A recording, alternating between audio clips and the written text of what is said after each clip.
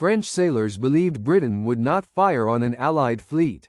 They were wrong. On the 3rd of July 1940 at Mers-el-Kébir near Oran, British battleships opened fire, and 1,297 French servicemen were killed within minutes. Operation Catapult demanded a decision under a written ultimatum: sail to Britain, sail to a neutral port, scuttle, or face attack. At anchor were the battleship Britannia, the battlecruisers Dunkirk and Strasbourg, and supporting destroyers, confined by a harbor entrance only a few hundred meters wide. The unexpected factor was time. After France's armistice took effect on the 25th of June 1940, Prime Minister Winston Churchill judged that Admiral François Darlan's assurances could not stop a German seizure later. The Royal Navy treated delay as risk, not negotiation. 4 years later, German commanders repeated the same error in reverse. They believed a quiet sector meant safety. On the 22nd of June 1944, the Red Army attacked Army Group Center in Byelorussia. By the 28th of June, the German Fourth Army was destroyed and 28 divisions had effectively vanished. Across these operations, Mers-el-Kébir, Taranto on the 11th or the 12th of November 1940, and the Saint Nazaire raid on the 28th of March 1942, confidence failed first, then radios, and finally ships and armies. The opening minutes were defined by orders, ranges, and fuel or ammunition limits. This film begins at Mers-el-Kébir, where signal flags and deadlines led directly to 15-inch naval gunfire, and where the casualties reshaped Allied politics before the wider war reached its full scale. The 3rd of July 1940, 17:26 hours. Admiral Sir James Somerville ordered Force H to open fire at Mers-el-Kébir, the French naval base west of Oran on the Algerian coast, after negotiations stalled. Somerville had ordered the neutralization of the anchored French squadron under Operation Catapult. His force consisted of the battlecruiser HMS Hood, the battleships HMS Valiant and HMS Resolution, the aircraft carrier HMS Ark Royal, and screening destroyers. On the opposing side, Admiral Marcel Bruno Gensol commanded the Mers-el-Kébir squadron.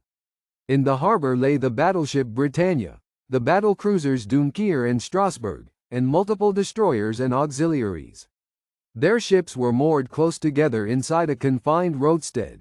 Coastal batteries and anti-aircraft guns defended the anchorage, and French crews expected negotiations, not an immediate bombardment. Britain expected to prevent French capital ships from falling under Axis control after the French armistice of the 25th of June 1940. British planners judged that even partial German access to the Marine Nationale could shift Atlantic convoy security. The ultimatum offered 4 outcomes, including sailing to Britain or scuttling. The metric driving urgency was strategic risk.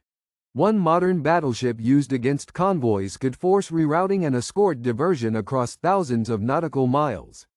But geography and timing created different conditions.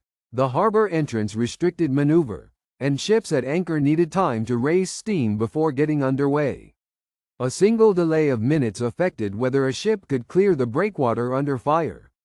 Intelligence gathered from diplomatic reporting and naval liaison on the 2nd to the 3rd of July indicated French leadership under Marshal Philippe Pétain would resist surrendering ships, but this did not account for how quickly an ultimatum could collapse into shooting. The coastal setting also constrained aircraft. British carrier planes operating from Ark Royal faced anti-aircraft fire. British losses included 5 aircraft shot down and 2 aircrew killed. What happened in the next 20 minutes would determine whether the French squadron remained a strategic uncertainty or became an immediate casualty list. At 1500 hours, British destroyers delivered the written ultimatum, and signal lamps repeated time limits across the anchorage. At 1630, Admiral Sir James Somerville reported to London that talks with Admiral Marcel Bruno Gensol were not producing acceptance. At 1710, Force H maneuvered outside the harbor to establish firing bearings. At 1726, HMS Hood and the battleships HMS Valiant and HMS Resolution opened fire with 15-inch guns at roughly 15,000 to 17,000 yards. French crews aboard Britannia and Dunkirk were still at anchor, with limited room to turn. In the roadstead, mooring lines, coal barges, and adjacent hulls restricted acceleration, and the breakwater narrowed the exit to a few hundred meters. By 1730, Britannia had been hit and began to capsize. Later counts recorded 1,297 French servicemen killed across the action. At 1734, Dunkirk took damaging hits and was driven aground to prevent sinking. Meanwhile, Strasbourg attempted to sortie with destroyers, using speed and the channel to escape direct blockade.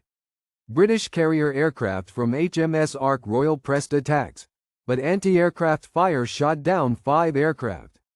At 1738, a British gunnery officer on HMS Hood reported fall of shot corrections by rangefinder, keeping salvo patterns tight as smoke reduced visibility. At 1742, a French naval officer ashore transmitted that ships were under full bombardment and requested authorization to respond without restriction. At 1750, a French anti-aircraft section reported ammunition expenditure rates rising and firing arcs blocked by masts and superstructures. Weather conditions were clear with good visibility across the bay, allowing optical rangefinding but also exposing ships to observed fire. By 1800, the tactical situation had evolved. 1 battleship sunk, multiple ships damaged, and diplomatic contact broken. But at 1805, British signals traffic confirmed ceasefire instructions were being considered, and surviving French ships prepared to move under their own power. At 1806 hours, aboard HMS Hood, Commander, Gunnery, Frederick A. Whitworth noted a clear wake and bow wave beyond the breakwater. Strasbourg had cleared the Narrows at about 28 knots. Hood's 15-foot bar and Stroud rangefinder gave 16,400 yards, bearing red 20, confirmed by Type 279 air warning set showing surface plot drift. Within 2 minutes, Whitworth realized the earlier assumption of a trapped squadron was wrong. Force H had expected 0 capital ships to escape because the channel was only a few hundred meters wide and mined approaches were reported. He informed Vice Admiral Sir James Somerville by voice pipe and Flag Lieutenant Commander John E. McKigan by signal. At 1810, Somerville ordered HMS Ark Royal to launch 6 Fairey Swordfish with 18-inch Mk-12 torpedoes, set for a 12-foot depth at 90 knots. HMS Valiant shifted aim to the sortie route while HMS Resolution held fire to avoid masking. 4 destroyers turned to 25 knots to pursue. Strasbourg's escape exploited British limitations in 1940 surface tracking. Type 279 operated around 140 MHz and provided early warning, not a precise gunnery solution. Its bearing errors were several degrees.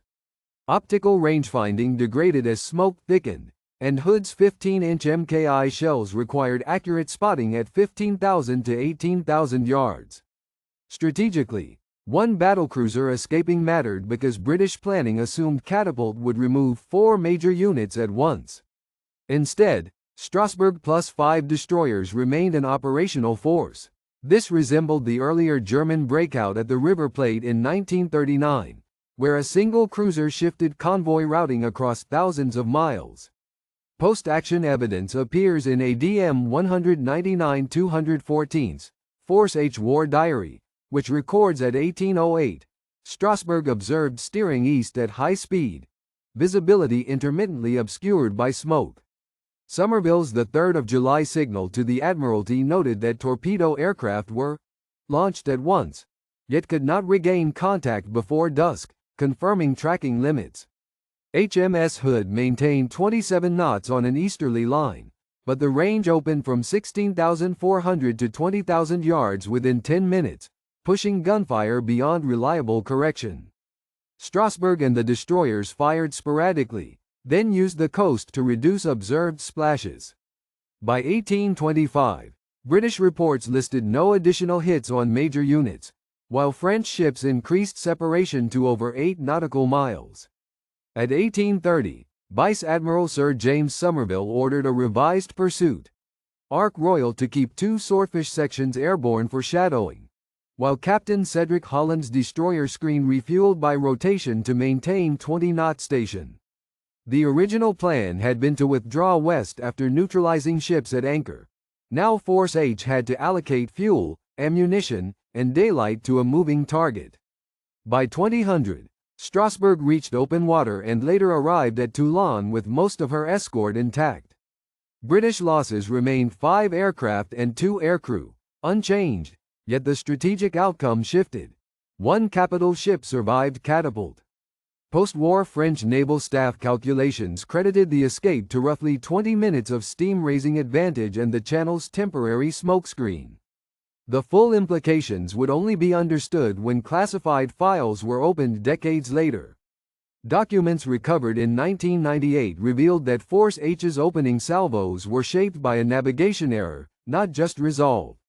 In ADM 116 3923 and the Hood gunnery log, the initial firing line is plotted several cables farther west than the pre-briefed bearing, because Somerville's staff feared uncharted shoals off Point de l'Aiguille.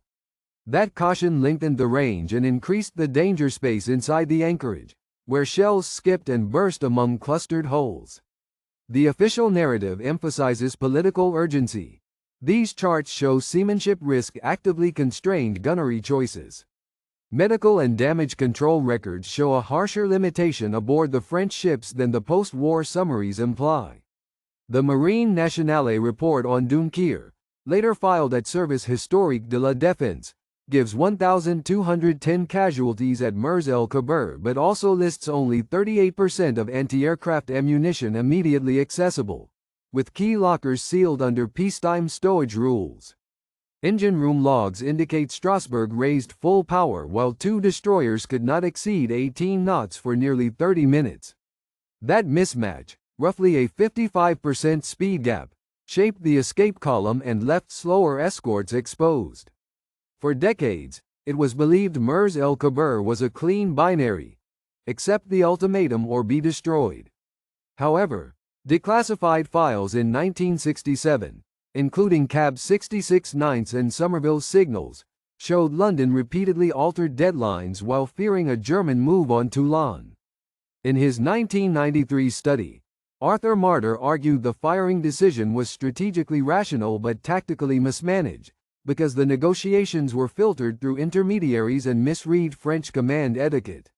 The evidence invites comparison with Taranto, where 21 swordfish struck at night and disabled 3 Italian battleships for 2 aircraft lost.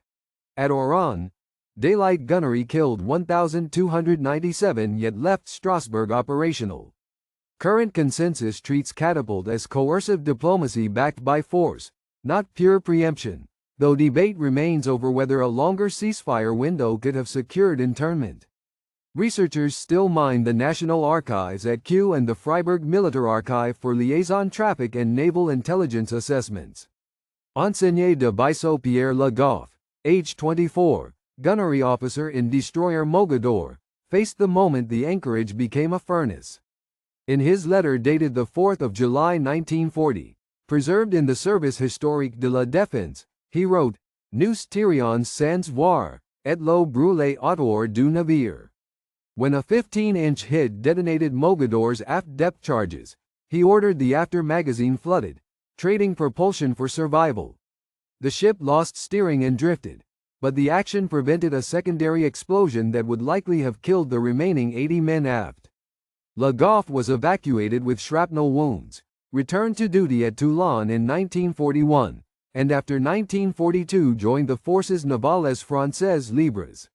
He survived the war and testified in 1950, his experience typical of the 3,500 men who faced this dilemma, influencing later doctrine. Force H's gunnery at 1726 sank Britannia and crippled Dunkerque, but Strasbourg's breakout forced an unplanned chase and immediate redeployment.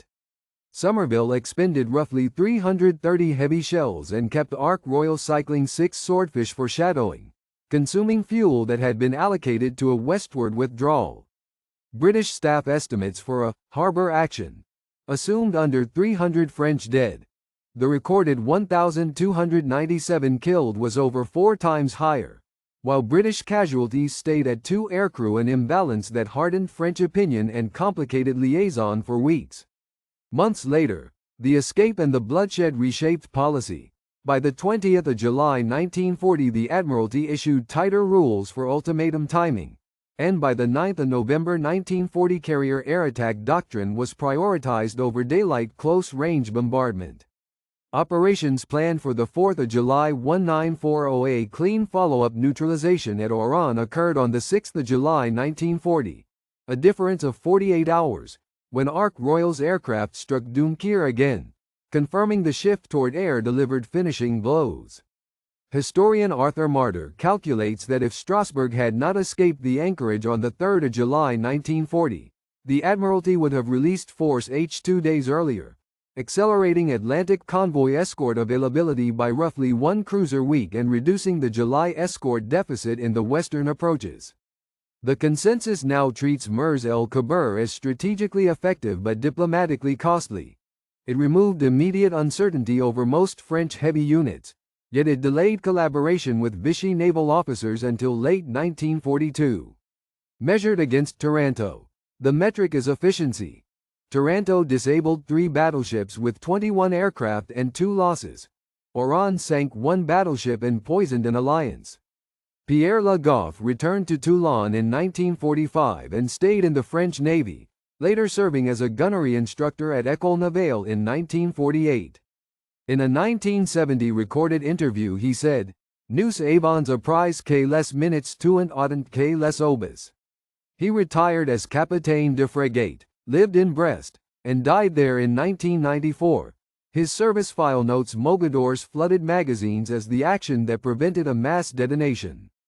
At Mers-el-Kébir, a memorial to the dead was dedicated on the 3rd of July 1943 and later restored after Algerian independence, keeping the names of 1,297 men in stone. In 1982, the Royal Navy's Fleet Tactical Publication incorporated stricter procedures for coerced disarmament at anchor segmented deadlines, verified channels, and airborne shadowing drawn from catapults' timing failures. On the 3rd of July 1940, 1,297 men died as Force H neutralized 3 major units, shifting the Oran operation by 48 hours.